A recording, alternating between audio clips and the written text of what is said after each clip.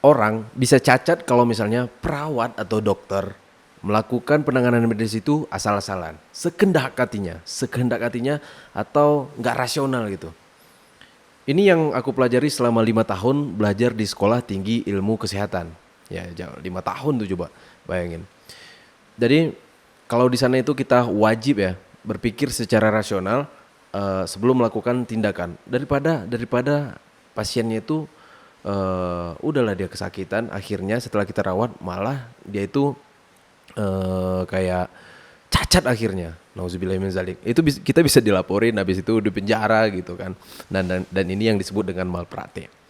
Jadi ngomongin soal rasional ya. Kalau rasional ini adalah cara berpikir kita atau kemampuan berpikir kita itu agar kita tuh berpikir secara logis, masuk akal, sama sistematis. Nah, jadi itu kita sangat dilarang pakai prasangka. Kalau misalnya kita sebagai perawat ini dalam melakukan tindakan medis itu kita nggak boleh mengagak-agak gitu kan. Perahanku anu ya. Ah itu nggak bisa. Jadi kita harus rasional dulu, harus terbukti dulu. Nah ngomongin soal kayak gitu kan. eh contoh kasusnya, misal nih ada orang tabrak atau kecelakaan lah, katakan kecelakaan dan akhirnya tulangnya itu jadi bengkok atau bengkak gitu kan. Nah kita nggak bisa langsung ponis dia itu patah, tapi kita harus buktikan dulu. Berpikir rasionalnya kita harus buktikan dulu, makanya biasanya orang-orang kayak gitu di ronsen gitu, diputu gitu kan. Sehingga ketika sudah terbukti bahwa tulangnya itu patah, ya kan, tulang itu patah, barulah dilakukan tindakan medis lainnya oleh dokter, perawat atau ya tim medis lah pokoknya. Nah ngomongin soal itu, jadi konsep berpikir kayak gini ya, konsep berpikir kayak gini bukan cuma perawat aja yang melakukan kayak gitu, tapi tim-tim aparatur hukum juga melakukan hal yang seperti itu.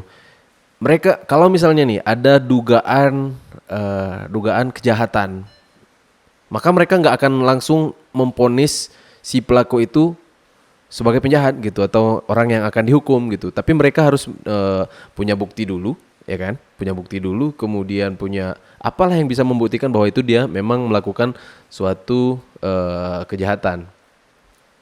Nah, cara berpikir seperti inilah sebenarnya yang terus aku lakukan sehingga akhirnya alhamdulillah aku dipromosi dan sekarang dinas di Kominfo. Cara berpikirnya juga sama. Ya namanya juga tim media gitu kan. Nggak asing kan kalau misalnya wartawan itu bilang kami mau konfirmasi. Nah itu untuk membuktikan dugaan-dugaan yang atau isu-isu yang ada di masyarakat. Nah seperti itu. Makanya kita harus berpikirnya itu selalu tabayun gitu kan, harus terbukti. Nah akhir-akhir ini aku mulai belajar lagi soal agama.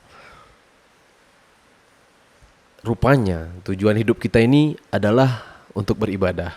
Kata Rasulullah, ibadah kalau misalnya ibadah yang kita lakukan itu nggak ada panduannya dari Rasulullah, maka ibadahnya itu tertolak. Ya udah capek-capek melakukan ibadah kemudian rupanya nanti tertolak ibadahnya itu. Kan rugi ya. Masalahnya nanti kita baru tahu ibadah kita itu tertolak adalah ketika kita udah dihisap dulu nanti. Nggak bisa diulangi lagi tentunya ke dunia. Jadi aku berpikir secara rasional, kan di dalam Islam itu kita kenal yang namanya dalil ya. Dalil. Kalau dalam bahasa itu dalil itu bahasa Arab, kalau misalnya di Indonesia kan artinya itu bukti. Nah, dalam hal ini eh, kan tadi kita gabung ya antara ibadah itu harus punya panduan, buktinya harus berdasarkan ada dia di dalam Al-Qur'an, ada dia di dalam hadis atau ada dalam ijma ulama gitu. Kan dalil itu yang dikatakan dalil dalam Islam itu ada tiga sumbernya. Eh, sumber sumber primernya ada tiga. Pertama Al-Quran, Al-Hadis, kemudian juga ijma ulama.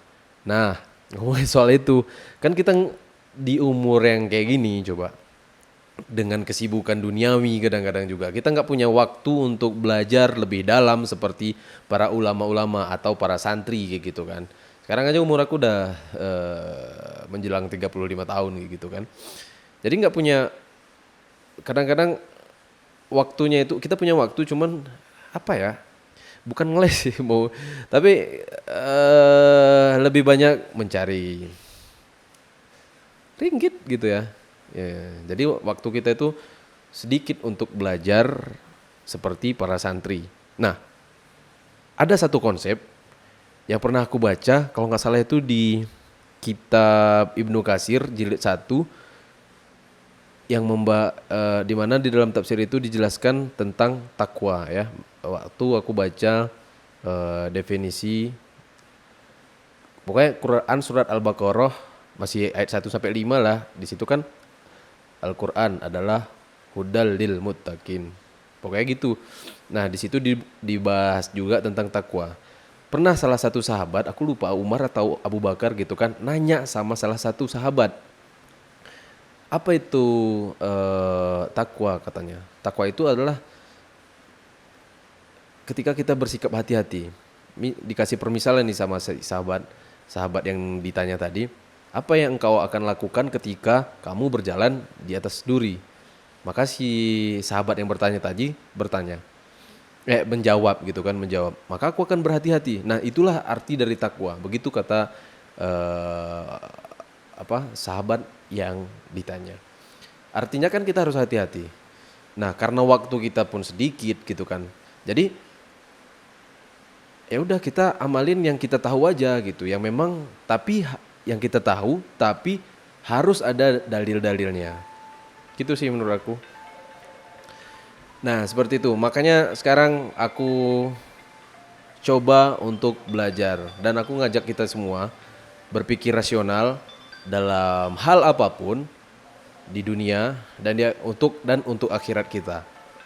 Kalau di dunia, kalau bisa, misal nih aku minum kopi. Kenapa aku minum kopi? Karena aku lagi butuh kafein kayak gitu kan. Nggak bisa berlebihan kata dokter. Kalau misalnya jamnya itu nggak jelas gitu kan.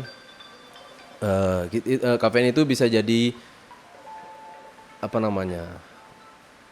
sesuatu yang buruk untuk kita karena berlebihan kayak gitu kan. Makanya aku kadang-kadang batasi, nggak selalu minum kopi gitu juga. Kenapa aku minum kopi sekarang? Karena memang jamnya kayak gitu.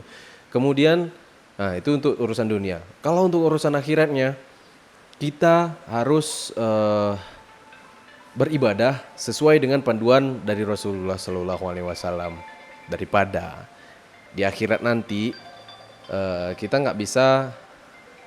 Rupanya ibadah yang kita lakukan itu tertolak gitu, nggak punya dalil, nggak punya sumber dari Rasulullah, nggak punya juga dari ijma ulama gitu kan. Dan akhirnya ibadahnya tertolak dan kita nggak bisa ngulangin ibadah itu lagi dan akhirnya kita rugi. Itu sih yang mau aku sampaikan.